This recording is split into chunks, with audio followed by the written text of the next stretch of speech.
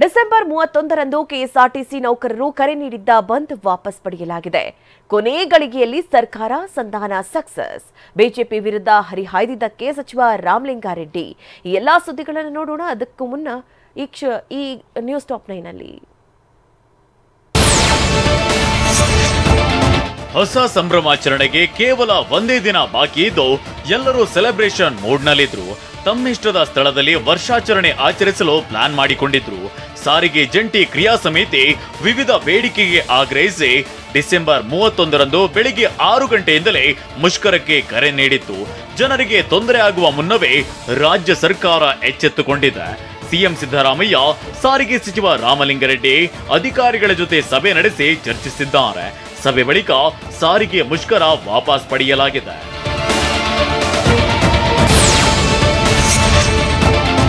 ನಿನ್ನೆ ಸಂಜೆ ಸಿಎಂ ಸಿದ್ದರಾಮಯ್ಯರ ಕಾವೇರಿ ನಿವಾಸದಲ್ಲಿ ಸಭೆ ಕರೆಯಲಾಗಿತ್ತು.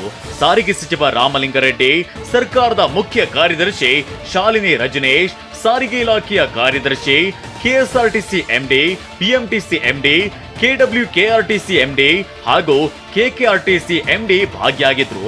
ಸಭೆ ಬಳಿಕ ಮಾತನಾಡಿದ ಸಾರಿಗೆ ಸಚಿವ ರಾಮಲಿಂಗಾರೆಡ್ಡಿ, ನಾವಂತೂ ನೌಕರರ ಪರವಾಗಿದ್ದೇವೆ. ಸಂಕ್ರಾಂತಿ ಬಳಿಕ ಸಮಸ್ಯೆ ಬಗೆಹರಿಯಲಿದೆ. ಮುಷ್ಕರವನ್ನ ವಾಪಸ್ ಮುಂದೂಡುವಂತೆ ಮನವಿ ಮಾಡಿದ್ರು.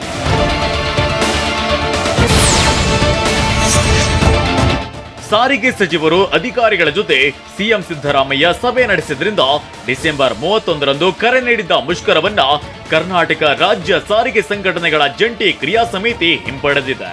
ಡಿಸೆಂಬರ್ 31ರಂದು ಎಂದಿನಂತೆ ಸಾರಿಗೆ ಸಂಸ್ಥೆ ಬಸ್ಗಳು ರಸ್ತೆಗಿಳಿಯಲಿವೆ. ಸಂಕ್ರಾಂತಿ ಹಬ್ಬದ ನಂತರ ಸಿಎಂ ಸಿದ್ದರಾಮಯ್ಯ ಮತ್ತೊಂದು ಸಭೆ ಮಾಡಿ ಜಂಟಿ ಕ್ರಿಯಾ ಸಮಿತಿ ಜೊತೆ ಚರ್ಚಿಸಲಿದ್ದಾರೆ.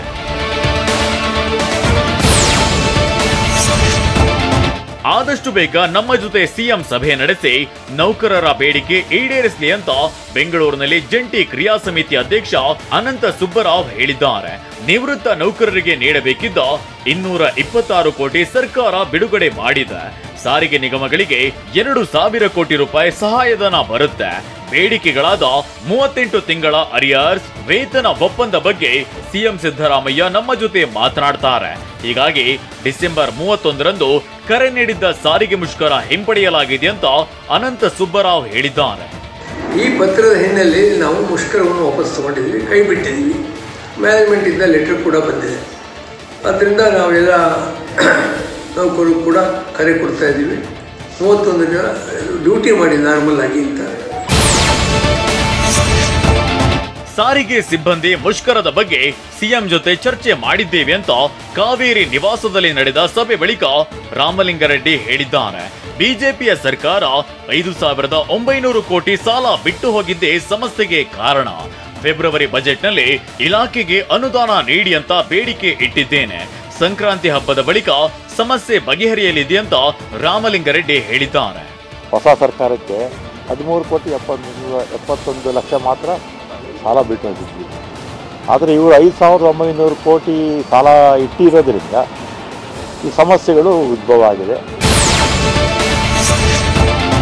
ಸಾರಿಗೆ ಸಿಬ್ಬಂದಿಯ ಬೇಡಿಕೆ ವಿಚಾರದಲ್ಲಿ ನಾವು ಪಾಸಿಟಿವ್ ಆಗಿದ್ದೇವೆ ಅಂತ ಸಚಿವ ರಾಮಲಿಂಗಾರೆಡ್ಡಿ ಹೇಳಿದ್ದಾರೆ. ಸಾರಿಗೆ ನಿಗಮಗಳ ಆರ್ಥಿಕ ಪರಿಸ್ಥಿತಿ ಬಗ್ಗೆ ನೌಕರರಿಗೆ ಗೊತ್ತಿದೆ. ನಮ್ಮ ಪಕ್ಷದ ಪ್ರಣಾಳಿಕೆಯಲ್ಲೂ ಸಮಾನ ವೇತನದ ಬಗ್ಗೆ ಹೇಳಿದ್ದೇವೆ. ಹೀಗಾಗಿ ಇಲಾಖೆಗೆ ಸರ್ಕಾರ 220 ಕೋಟಿ ರೂಪಾಯಿ ಬಿಡುಗಡೆ ಮಾಡಿದೆ. ಪಿಎಫ್ ಹಣ ಸಂಬಂಧ 2,000 ಕೋಟಿ ಬಿಡುಗಡೆಗೆ ಮನವಿಯನ್ನ ಸಲ್ಲಿಸಿದ್ದೇನೆ. ಇದನ್ನ ಕ್ಯಾಬಿನೆಟ್ನಲ್ಲಿ ಇಟ್ಟಿದ್ದೇವೆ. ವೇತನ ಪರಿಷ್ಕರಣೆ ಬಗ್ಗೆಯೂ ಹೇಳಿದ್ದೇವೆ ಅಂತ ಹೇಳಿದ್ರು. ಉಳಿದಿದ್ದನ್ನು ಕೂಡ ಫೆಬ್ರವರಿ ಬಜೆಟ್ ಬರುತ್ತಲ್ಲ, ಆ ಬಜೆಟಲ್ಲಿ ಇದಕ್ಕೆ ಸಹಾಯ ಮಾಡಬೇಕು ಅಂತ ಕೇಳಿದ್ದೀನಿ. ಪಾಸಿಟಿವ್ ಆಗಿದ್ದಾರೆ. ಪಾಸಿಟಿವ್ ಮೈಂಡ್ನಲ್ಲಿ ಇದ್ದೇವೆ ಮತ್ತು ನೌಕರರು ಒಪ್ಪುತ್ತಾರೆಂಬ ನಂಬಿಕೆ ಇದೆ ಅಂತ ಸಾರಿಗೆ ಸಚಿವ ರಾಮಲಿಂಗಾರೆಡ್ಡಿ ಹೇಳಿದ್ದಾರೆ. ಬಿಜೆಪಿಯವರು ಸಾಮಾಜಿಕ ಜಾಲತಾಣಗಳಲ್ಲಿ ಟೀಕೆ ಮಾಡ್ತಿದ್ದಾರೆ. ಬಿಜೆಪಿ ಸರ್ಕಾರವಿದ್ದಾಗ ಸಾವಿರಾರು ನೌಕರರನ್ನ ಸಸ್ಪೆಂಡ್ ಮಾಡಿದ್ರು. ನಾವು ಅವರನ್ನ ಮತ್ತೆ ಕೆಲಸಕ್ಕೆ ಸೇರಿಸಿಕೊಂಡಿದ್ದೇವೆ. ಬಸ್ ಟಿಕೆಟ್ ದರ ಹೆಚ್ಚಳ ಸಂಬಂಧ ಬೋರ್ಡ್ಗಳು ಪ್ರಸ್ತಾವನೆ ಕಳುಹಿಸಿವೆ. ದರ ಹೆಚ್ಚಳದ ಪ್ರಸ್ತಾವನೆ ಬಗ್ಗೆ ಪರಿಶೀಲಿಸಿ ಸರ್ಕಾರ ತೀರ್ಮಾನಿಸಲಿದೆ ಅಂತ ಸಾರಿಗೆ ಸಚಿವ ರಾಮಲಿಂಗಾರೆಡ್ಡಿ ಹೇಳಿದ್ದಾರೆ.